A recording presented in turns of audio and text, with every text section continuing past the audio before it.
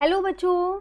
आज मैं आप लोगों को क्लास 10th का जो आपको डीओई का प्रैक्टिस पेपर मिला है ना सेशन 2022 का 23 के लिए, ये आपका मैथ्स का जो पेपर है वो कराने वाली हूँ। पेपर हम स्टार्ट कर चुके हैं। आज इस पेपर को हम हिंदी मीडियम में ही करने वाले हैं।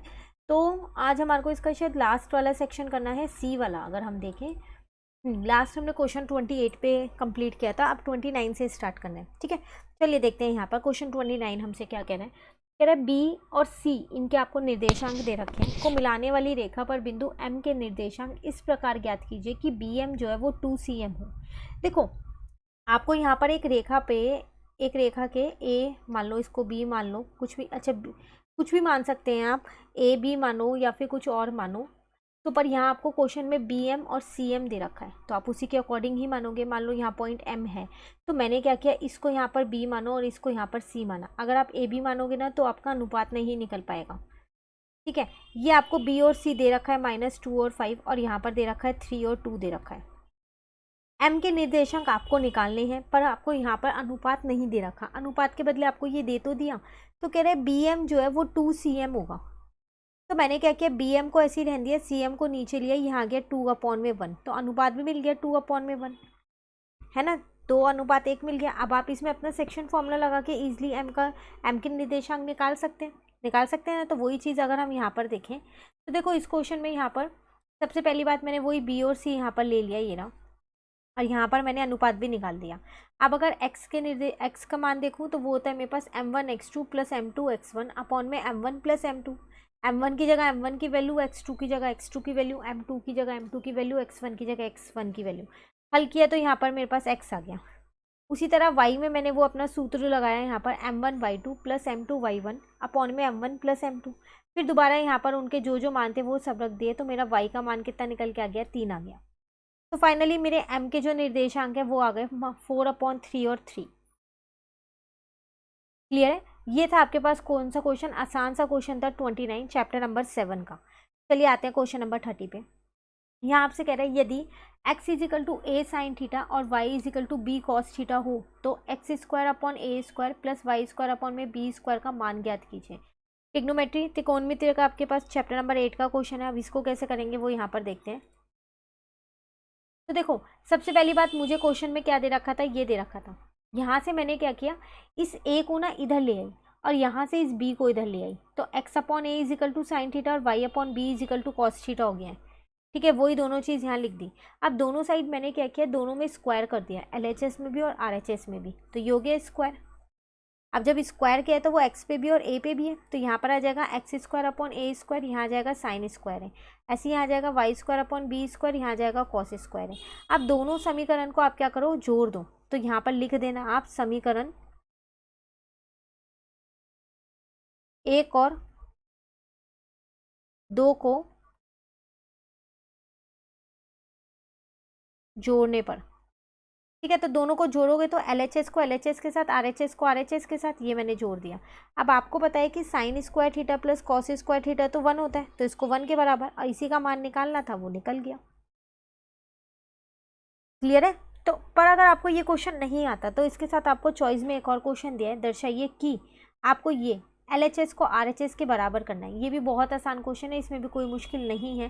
देखो कैसे करेंगे इसमें हम। यहाँ पर सबसे पहली बात, मैंने जो क्वेश्चन था ना वही यहाँ पर लिख लिया और दोनों साइड को एक साथ चलाया, LHS को भी और RHS को भी। कैसे, यहाँ से मैंने क्या किया, सेक स्क्वायर थीटा को उबेनिष्ट कर लिया, ये ना, तो अंदर सेक स्क्वायर थीटा और इसकी जगह पर 1 बचा, और यहाँ से मैंने क्या किया, टेन स्क्वायर थीटा को उबेनिष्ट किया, तो अंदर टेन स्क्वायर थीटा प्लस का 1 बचा। अब आपको दो सर्व समीकरण पता है कि सेक स्क्वायर थीटा -1 तो टेन स्क्वायर थीटा होता है, तो इसकी जगह पर तो मैंने क्या किया, ये पूरे की जगह पर टेन स्क्वायर थीटा ही लिख दिया। ये सेक स्क्वायर थीटा ऐसे ही लिखा है। अब अगर मैं इस 1 को इधर ले आऊँगी दूसरी साइड, तो ये प्लस का हो गया, तो सेक स्क्वायर थीटा की वैल्यू आ गई। अब इसकी जगह पर मैंने क्या किया, सेक स्क्वायर थीटा लिख दिया। एक ही सर्व समीकरण से दोनों साइड में सॉल्व हो गया और दोनों बराबर भी आ गई। मेरा जो मुझे सिद्ध करना था वो सिद्ध भी हो गया। क्लियर है। तो ये कौन सा क्वेश्चन था, 30th क्वेश्चन था। बहुत आसान क्वेश्चन दिया आपको इस बार चैप्टर नंबर 8 का इसके अंदर। चलिए नेक्स्ट देखते हैं 31। इसमें आपको क्या कह रहा है, यहाँ पर वृत्त के एक चाप उसके केंद्र पर 60 डिग्री का कोण अंतरित करता है। यदि वृत्त का व्यास 42 है तो चाप की लंबाई ज्ञात करो। सिर्फ चाप की लंबाई का सूत्र लगाना है, वो होता है मेरे पास थीटा अपॉन में 360 इंटू में होता है 2πr। थीटा मुझे 60 गिवन है यहाँ पर, अपॉन में 360 ऐसे ही रहेगा, 2 ऐसी है, पाई मुझे क्वेश्चन में लिख के दिया 22/7 आर। अब व्यास 41 है तो ये हो जाएगा 42 है तो 42/2। बस इसको ही हल करना है, जो जिससे कट हो रहा है कट कर दो, आपका आंसर आ जाएगा। तो फाइनली आपका आंसर आएगा क्या, तो ये यहाँ पर मैंने ये रहा वो सूत्र लगा दिया, ठीक है। सब कुछ कट कर आया तो मेरा आंसर आया 22। कैसे कट किया, 0 को 0 से कट कर दिया, 6 को 36 से कट किया, 6 आया। अभी 7 से 42 को कट किया, 6 आया। इस 6 को इस 6 से ही कट कर दिया, इस 2 को इस 2 से कट कर दिया, फाइनली सिर्फ 22 मेरे पास बचा, वो मेरा आंसर। क्लियर। तो आपको यहाँ पर लिखनी है चाप की लंबाई, ठीक है, यहाँ लिख लेना चाप की लंबाई और ये आंसर लिख देना। क्लियर है। चलिए अब क्वेश्चन 32 में आपसे क्या कह रहे हैं, बहुपद ax² प्लस bx - c के दोनों शुनांक में 2 जोड़ा जाता है। नया बहुपद x² प्लस 4x - 5 है, b और c ज्ञात कीजिए। कह रहे हैं जो इसके शुनांक है ना, अगर आप उसमें दोनों में 2 जोड़ दो, मतलब अगर मैं इसके शुनांक अल्फा और बीटा ले लूँ और दोनों में 2 जोड़ दूँ तो एक जो नया बहुपद आएगा वो ये आ जाएगा, मतलब ये इसके शुनांक हो जाएंगे नए वाले बहुपद के। अब मुझे ये जो बी और सी है ना, इसका मान निकालना है। चैप्टर नंबर 2 का आपके पास ये क्वेश्चन है, ठीक है। तो देखो इसे करेंगे कैसे। सबसे पहले मैंने क्या किया, यहाँ पर अपने शुनांक मान लिए, वो मान लिए मैंने अल्फा और बीटा, जैसे मैंने अभी आपको बताया कि अल्फा और बीटा मान के कर सकते हैं। तो अब नए शुनांक मेरे आ जाएंगे, दोनों में 2 जोड़ दूंगी तो नए शुनांक आ गए अल्फा +2 और बीटा +2। अब जब नए शुनांक है तो नया बहुपद, वो क्वेश्चन में आपको ये दे रखा है बहुपद। अब इससे क्या किया मैंने, शुनांकों का योग और शुनांकों का गुणनफल पहले निकाल लिया। तो शुनांकों का योग जब करूंगी तो नया बहुपद है तो नए वाले शुनांक यहाँ पर लिख दूंगी, और वो होता है -b/a, है ना। तो -4/a हो जाएगा। a b c का मान मैंने पहले ही यहाँ पर लिख दिया है। अब यहाँ हो जाएगा अल्फा प्लस बीटा, 2 + 2 कितना हो जाएगा, 4 हो जाएगा। ये हो गया -4, ये +4 उधर जाएगा तो माइनस का हो गया, तो अल्फा प्लस बीटा का मान निकल गया -8। अब ऐसे एक बार मैंने इस नए बहुपद में शुनांकों का गुणनफल लगा दिया, तो वो होता है c/a, ठीक है। गुणनफल मतलब अल्फा +2 × बीटा +2, c का मान था -5 और a का मान था 1। तो अब अल्फा में बीटा +2 से मल्टीप्लाई किया और 2 में भी किया। हल करने के बाद देखो यहाँ पर ना मैंने क्या किया, इन दोनों के अंदर से 2 को बेनिस्ट कर लिया, तो ये मेरा यहाँ पर अल्फा × बीटा का भी मान निकल के आ गया, और वो आपके पास कितना आया है, यहाँ पर 7 आ गया। अब आपको बी और सी निकालना था, तो आपका पुराना बहुपद ये था, तो अल्फा प्लस बीटा होता है -b/a। अल्फा प्लस बीटा का मान आप ऊपर निकाल के आए हो -8, और ये है -b/a। ऐसे अल्फा × बीटा होता है c/a। अल्फा × बीटा का मान अभी आपने निकाला है 7, और ये c/a। तो a के नीचे दोनों जगह कुछ नहीं था तो मैंने 1 लगा दिया, तो a का मान 1 आ गया, b का मान 8 आ गया और c का मान 7 आ गया। पर क्वेश्चन में आपसे सिर्फ b और c का मान ही पूछा है, तो इसलिए हम सिर्फ b और c का मान लिखेंगे।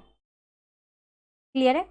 चलिए अगर आपको ये क्वेश्चन नहीं आता तो एक और क्वेश्चन दिया है, कह रहा है बहुपद के शुनांकों के वर्गों का योग ज्ञात कीजिए। पहले इसके शुनांक निकाल लेते हैं, और उसके बाद जैसे क्वेश्चन में कह रहा है कि इसके इनका वर्ग करके उसका योग निकालना है ना, उन्हें जोड़ना है, तो पहले शुनांक तो निकाल लें। तो अगर हम देखें यहाँ पर, तो हमने क्या किया, यहाँ पर 5x को 2 तरीके से लिख दिया, 6x - x लिख दिया, इन दोनों का एक जोड़ा बना दिया, इन दोनों का एक जोड़ा, यहाँ से 3x को बेनिस्ट किया पहले वाले में से, दूसरे वाले में से -1 को बेनिस्ट किया। चलो मेरे शुनांक तो यहाँ पर इजीली निकल के आ गए, ये हमें निकालने आते हैं। अब प्रश्न के अनुसार अगर मैं यहाँ पर देखूँ तो वो मुझसे कह रहा था इन दोनों का वर्ग का योग, वर्ग हो गया, ये बीच में योग हो गया प्लस, -2 का स्क्वायर 4 हो जाएगा, कुछ नहीं है 1 लगा दिया नीचे, 1/3 का स्क्वायर 1/9 हो जाएगा। अब हर एक जैसे किए तो मेरा आंसर निकल के आ गया 37/9। क्वेश्चन कोई ज़्यादा मुश्किल नहीं है, अगर आपके एनसीईआरटी से कंसेप्ट्स क्लियर हैं तो आप ये क्वेश्चंस को आसानी से कर सकते हैं, ठीक है। चलिए आते हैं, अब हमारे 32 तक क्वेश्चन कंप्लीट हो गए हैं, अब हम 33 पे आ गए हैं। तो यहाँ आपसे कह रहा है एक 75 मीटर ऊंची चट्टान के दोनों ओर खड़े दो व्यक्ति देखते हैं, ऊंची चट्टान को देख रहे हैं कि चट्टान के शिखर का उन्नयन कोण 30 और 60 डिग्री है, दोनों व्यक्तियों के बीच की दूरी बताओ। देखो आपसे क्या कह रहा है, पहले अगर मैं यहाँ, ये वो चट्टान ये रही, मान लो एक आदमी यहाँ है, एक आदमी यहाँ है, ये दोनों इसकी शिखर को देख रहे हैं ऊपर, तो आपको पता है उन्नयन कोण ही बनने वाला है। तो एक 30-60 कहीं भी ले लो, यहाँ ले लो 30-60, वहाँ ले लो, जो जहाँ आपका मन करे। ये आपको 75 दे रखा है, तो एक इंसान यहाँ था और एक इंसान यहाँ था ना, तो आपको इसका मतलब ये फाइंड करना है। अब अगर आप बी यहाँ ले रहे हो और सी यहाँ ले रहे हो तो आपको ए सी निकालना है। क्लियर है, आकृति पता चल गई कैसे बनानी है। चलो अब क्वेश्चन देखते हैं यहाँ पर। तो देखो वही सेम चीज़ मैंने यहाँ बना दी 60 30 ए और सी। तो इसका मतलब मुझे इस क्वेश्चन में ए और ए सी फाइंड करना है। तो पहले मैंने अपना ये वाला त्रिभुज ले लिया, इसमें मैंने अपना 1060 लगा दिया, क्योंकि मेरे को यहाँ पर पी और बी का जो रिलेशन है वो कौन बताता है, 1060। तो पी मुझे पता है, बी मुझे निकालना है, 1060 होता है मेरे पास √3। बी डी की जगह बी डी ए डी ऐसे ही रहन दिया, परिमेयकरण करके मैंने यहाँ पर अपना ए डी निकाल लिया 25√3।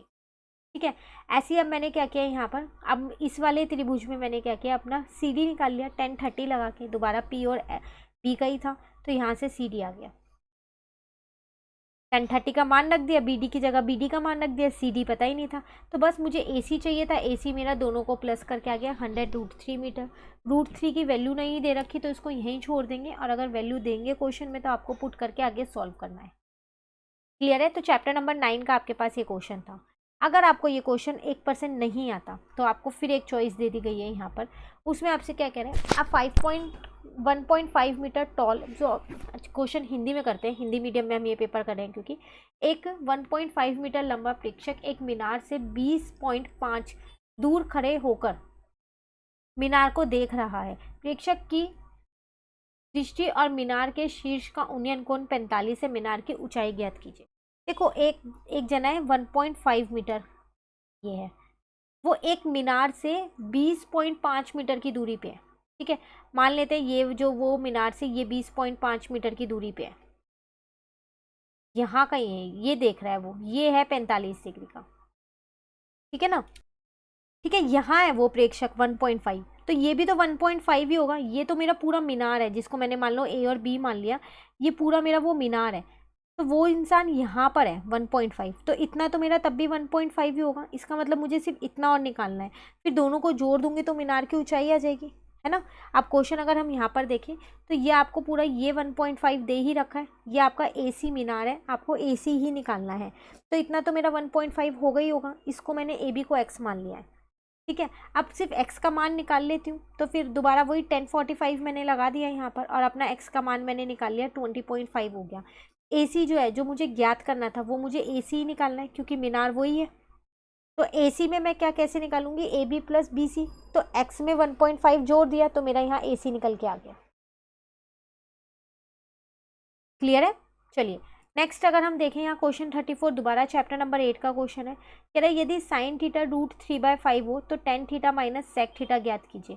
अब साइन थीटा दे रखा है और tan theta minus sec theta निकालना है, तो कैसे करेंगे इसको? देखो, सबसे पहली बात साइन थीटा, आपको ये पता है पंडित बद्री प्रसाद हर हर बोले, तो साइन जो है वो P और H का संबंध बताता है। तो P और H पता है तो मैं क्या करती हूँ, पहले B को निकाल लेती हूँ पाइथागोरस प्रमेय लगा के। तो मैंने वही किया यहाँ पर, h² = p² + b²। h² 5 हो गया, p पता है मुझे √3, b नहीं पता है क्योंकि साइन से मुझे सिर्फ p और h मिला था। 5 का स्क्वायर 25, √3 का स्क्वायर 3, b² ऐसे, ये 25 उधर गया 22 बन गया, b आ गया √22। बस अब तो मुझे tan theta minus sec theta बताना है। टेन थीटा होता है मेरा p/b, सेक थीटा होता है मेरा h/b, उल्टा होता है ना वो कॉस का, तो वही चीज़ यहाँ लिख दी। p की जगह p का मान, b की जगह b का मान, h की जगह h का मान, b की जगह b का मान, हल किया और मेरा ये आंसर। आप इसे यहाँ रूट में ही छोड़ सकते हैं क्योंकि आपको इनका मान नहीं पता है। क्लियर है? चलिए 35 पे आते हैं। इसमें आपसे कह रहा है सिद्ध कीजिए कि √2 एक अपरिमेय संख्या है। तो देखो, ये आपके पास चैप्टर नंबर 1 का क्वेश्चन है, आपको पता है 1.3 का, हमने वो पूरा चैप्टर कर रखा है हिंदी मीडियम से, तो उसमें आपको पता है इसमें सिर्फ आपको थोड़ी सी स्टेटमेंट लिखनी है, कोई ऐसा सॉल्व नहीं करना है। तो आप ये वहाँ से कर लीजिएगा। पूरा चैप्टर जो है वो चैनल पे अपलोड है, अलग से प्लेलिस्ट भी बनी हुई है। और चैप्टर नंबर 1 के तो हमने कुछ इंपॉर्टेंट क्वेश्चन भी कर रखे हैं, उसमें भी मैंने आपको ये करा रखा है, तो आप वहाँ से इसको कर लीजिएगा। जो भी इसकी स्टेटमेंट है वो वहाँ से उसको एक बार अच्छे से देख लीजिएगा। ठीक है, चलिए आ जाते हैं 36 पे। कह रहा है एक कंपनी ने अपने 50 स्कूटरों के माइलेज की जांच की और निम्न आंकड़ों को दर्ज किया। तो आपको यहाँ माइलेज दे रखी है और स्कूटर की संख्या दे रखी है। ठीक है, आपको क्या करना है, स्कूटरों का मध्य ज्ञात करना है, मध्य संख्या। आसान है, देखो ये आपको CI दे रखी है, ये आपको FI दे रखी है, तो अगर आप यहाँ पर XI और निकाल लें और FI XI कर दे तो हो जाएगा। मध्य का सूत्र यही होता है, तो देखो ऐसे किया है हमने।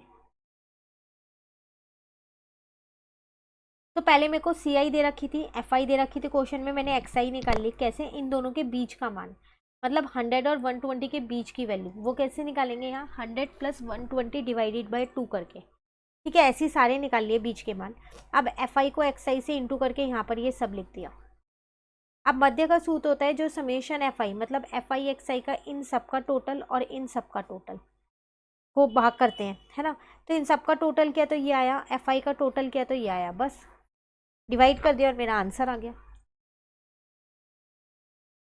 क्लियर है क्वेश्चन 36। चलिए अब 37 क्वेश्चन पे आ गए हैं। 37 से 39 तक के क्वेश्चन 4 मार्क्स के हैं आपके पास।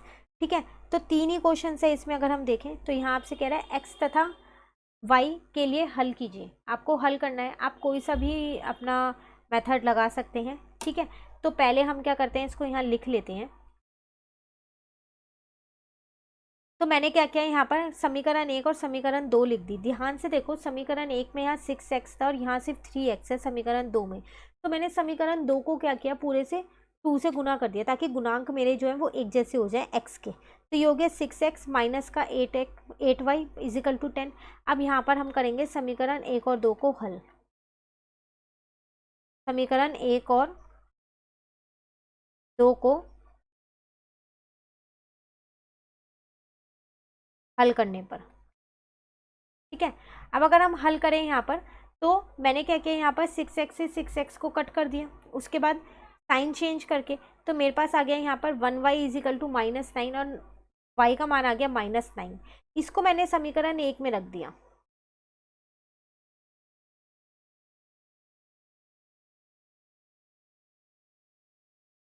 ठीक है, तो समीकरण 1 मेरे पास यहाँ पर ये थी। यहाँ मैंने y की जगह -9 रख दिया, तो 7 9 जा 63। इस माइनस से ये माइनस कट होके प्लस बन गया। ये 63 उधर चला गया तो माइनस का 62 हो गया और x का मान मेरे पास निकल के आ गया -31/3।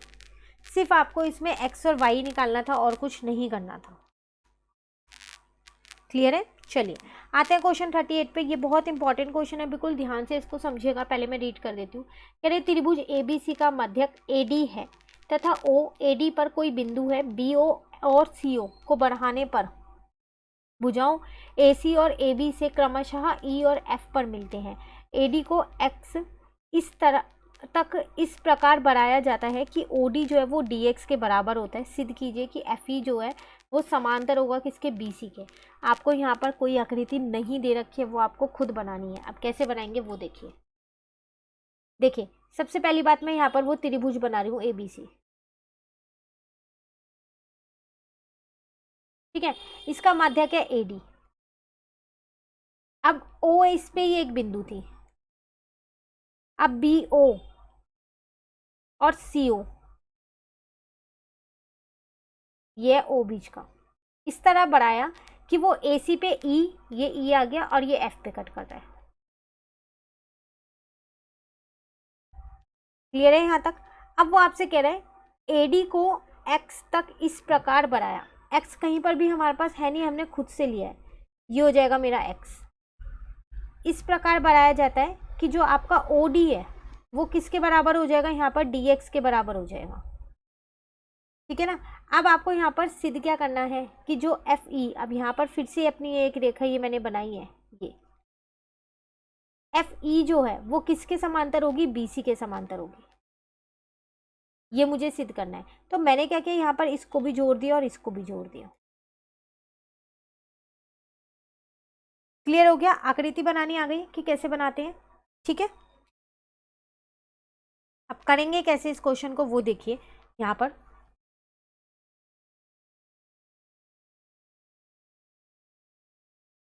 देखो, तो अगर मैं आप लोगों को यहाँ पर दिखाऊं ना, तो ये फिगर ऑलरेडी मैंने यहाँ पर वही सेम ही फिगर ड्रॉ कर दी है।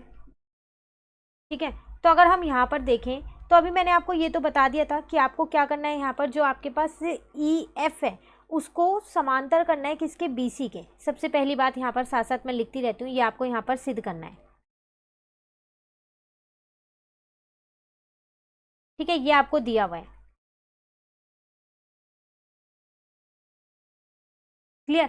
अब आपको पता है कि देखो, जो ये आपके पास BC है और जो ये OX है, ये दोनों एक दूसरे को क्या कर रहे हैं, समद्वि विभाजित। क्यों, क्योंकि जो OD थी वो मेरा मध्यक था, तो ये दोनों बराबर थे ना। और क्वेश्चन में हमें दे रखा था कि OD जो है वो DX के भी बराबर है। तो फिर BC और OX जो है वो क्या होगा, समद्वि विभाजित कर रहे हैं एक दूसरे को। तो इसका मतलब जो ये मेरा इतना है BOCX, ये पूरा, ये मेरा एक समांतर चतुर्भुज होगा, ठीक है ना। तो वही चीज मैं यहाँ पर लिख देती हूँ, ठीक है। तो वही चीज लिख दी मैंने यहाँ पर कि जो BC और OX है वो एक दूसरे को समद्वि विभाजित कर रहे हैं। अब देखो, जब ये एक दूसरे को समद्वि विभाजित कर रहे हैं तो मैं ये कह सकती हूँ यहाँ पर कि जो मेरा BXCO है वो एक समांतर चतुर्भुज है ना, क्योंकि उसकी जो आमने सामने वाली भुजाएं होती है वो क्या होती हैं, समांतर होती हैं। अब सिर्फ इस वाले त्रिभुज की में देखो आप ध्यान से, मैं इसको हाईलाइट करूँ, ये वाला ABX इस साइड का पूरा, तो जब ये दोनों समांतर है तो मैं ये कह सकती हूँ कि जो मेरा AF है वो FB के अपॉन में होगा, और जो मेरा AO है वो किसके अपॉन में होगा, OX के अपॉन में होगा, BPT से, है ना। उसी तरीके से अब सिर्फ ये वाली साइड का चतुर्भुज, ये त्रिभुज देखो, ठीक है, इसमें क्या होगा, AE अपॉन में आपके पास क्या हो जाएगा, EC हो जाएगा। इसी के साथ साथ आपके पास दूसरा हो जाएगा AO अपॉन में OX, BPT से, क्योंकि वो समांतर है आपके पास। अब दोनों समीकरण से अगर आप देखो, समीकरण 1 और 2 से, तो ये दोनों तो बराबर है ना, तो अब इन दोनों को बराबर कर दिया मैंने, तो बस वही बराबर लिख दिया। और जब ये दोनों बराबर हैं, AF अपॉन में FB हो चुका है मेरा, तो जो BPT का विलोम है उसका उल्टा वो क्या कहता है, अगर जो भुजाएं हैं वो अनुपात में होती है तो फिर ये दोनों भुजाएं क्या होंगी, समांतर होंगी। इसका मतलब EF जो है वो हमारे पास यहाँ पर समांतर आ चुका है BC के। क्लियर है। तो सिर्फ क्वेश्चन में मेन था इसमें फिगर बनाना, अगर फिगर आपने अच्छे से बना ली तो क्वेश्चन आपके पास इजीली हल हो जाएगा, आपको सिर्फ BPT पता होना चाहिए, ठीक है। चलिए नेक्स्ट पे आ जाते हैं। अब है क्वेश्चन नंबर 39, लास्ट क्वेश्चन है, देन हमारा ये पेपर कंप्लीट हो जाएगा। कह रहे दी गई आकृति में 6 सेमी भुजा वाला एक समबाहु त्रिभुज ABC एक वृत्त के अंतर्गत है, छायांकित भाग का क्षेत्रफल निकालिए। देखने में तो आसान लग रहा है, पता ही चल रहा है कि अगर मैं वृत्त के क्षेत्रफल में से त्रिभुज का क्षेत्रफल हटा दूंगी तो आ जाएगा छायांकित भाग, लेकिन आप त्रिभुज का क्षेत्रफल तो निकाल सकते हो, क्योंकि ये समबाहु त्रिभुज है, उसका सूत्र होता है √3/4 और यहाँ होता है भुजा का स्क्वायर। ये तो चलो निकल जाएगा क्योंकि भुजा भी मुझे पता है। अब वृत्त के क्षेत्रफल के लिए अगर मैं देखूं तो वो उसके लिए मुझे फॉर्म सूत्र होता है πr²। अब r जो है वो तो मुझे यहाँ नहीं पता, वो मुझे यहाँ निकालनी पड़ेगी, है ना। तो अब कैसे करेंगे वो यहाँ देखिए, देखो अब आप यहाँ पर, तो सबसे पहली बात ना, मैंने क्या क्या यहाँ पर जो आसान था वो निकाल दिया। क्या निकाला, त्रिभुज का क्षेत्रफल, क्योंकि उसका सूत्र मुझे पता था, वो क्या था, √3/4 भुजा का स्क्वायर, ठीक है। भुजा मुझे 6 पता थी, तो हल किया तो मेरा यहाँ पर आ गया 9√3 सेंटीमीटर स्क्वायर, ये तो आ गया। अब मुझे पता है यहाँ पर जो O है, मैं यहाँ पर अब थोड़ी सी कंस्ट्रक्शन खुद से करूँ। ये मेरा सर्कम सेंटर है, दोनों का ये सेंटर है ना मेरे पास सर्कल का, ठीक है। तो ये मैंने यहाँ पर डाल दिया, ये हो गया M। तो आपको पता है कि समबाहु त्रिभुज का हर एक कोण 60 डिग्री का होता है, तो फिर ये 30 हो जाएगा, ठीक है। तो ये मैंने OM जो है वो लंब डाला है, तो इसका मतलब अब ये 90 डिग्री है। तो अब मैं इसमें क्या कर सकती हूँ, यहाँ पर अपने त्रिकोणमिति लगा सकती हूँ। अब मुझे क्या क्या पता है इस क्वेश्चन में वो देखो, आपको AB पूरा 6 पता था, तो ये पूरा 3 हो जाएगा, ठीक है। आपको चाहिए क्या, आपको OB चाहिए, तभी तो त्रिज्या मिल पाएगी। OB या OA दोनों में से कोई भी एक निकाल लो, क्योंकि ये भी 3 है, ये भी 3 है, किसी भी एक त्रिभुज की निकाल लो। तो मैं OB निकाल लेती हूँ इससे। तो मैंने क्या किया, यहाँ पर वही चीज़ लिख दी, त्रिभुज BOM में तो मैंने cos 30 लगा दिया, और यहाँ से अपना क्या किया, OB निकाल दिया। cos 30 मतलब कि पंडित बद्री प्रसाद हर हर बोले, तो B और H चाहिए। तो देखो B आपके पास है ही, आपको पता ही है B कितना है, और H आपको निकालना ही है, H ही तो है ये 90 के सामने वाली। तो बस इसलिए मैंने यहाँ cos 30 लगाया, और cos 30 होता है मेरे पास √3/2, उसकी जगह मैंने उसका मान यहाँ पर रख दिया। BM 3 पता ही है, OB मेरा यहाँ से निकल के आ गया परिमेय करके √2√3। अब ये मेरा R है, अब इसी से मैंने वृत्त का क्षेत्रफल निकाल लिया। πr² होता है ना, R की जगह अब ये रख दिया, 2 2 जा 4 हो गया, √3 × √3 3 हो गया, हल किया ये आ गया। अब छायांकित भाग निकालना है। छायांकित भाग आप निकालोगे कैसे, इसमें से क्या करोगे, इसको माइनस कर दो 9√3 को, ठीक है। तो यहाँ पर अगर हम देखें तो लिख देना पहले छायांकित भाग का क्षेत्रफल, तो कितना आएगा आपके पास 264 है ना, अपॉन 7 माइनस में अगर हम उसका क्षेत्रफल देखें तो वो है 9√3। बस इनका हर एक जैसा कर दो, 264 माइनस 79 जो होता है 63√3/7 सेंटीमीटर स्क्वायर, ये आपका आंसर छायांकित भाग का क्षेत्रफल आ जाएगा।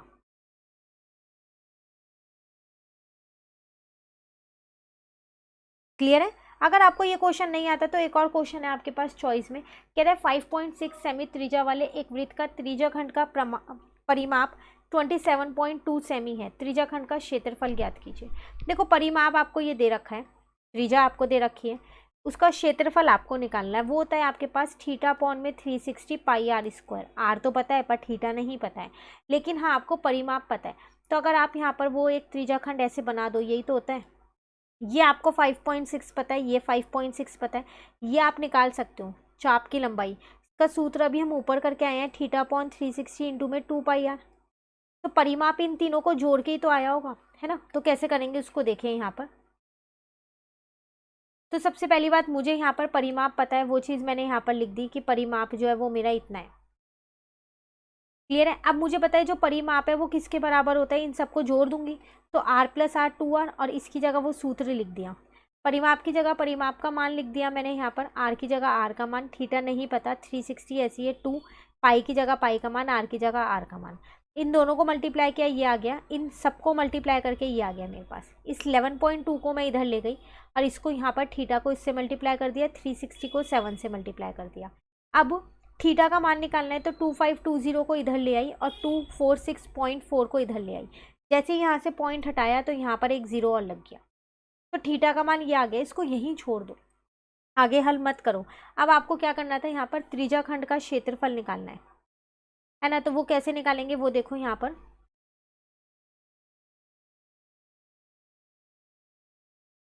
तो त्रिज्याखंड का क्षेत्रफल सूत्र लगा दिया मैंने, थीटा अपॉन 360 इंटू में पाई आर स्क्वायर।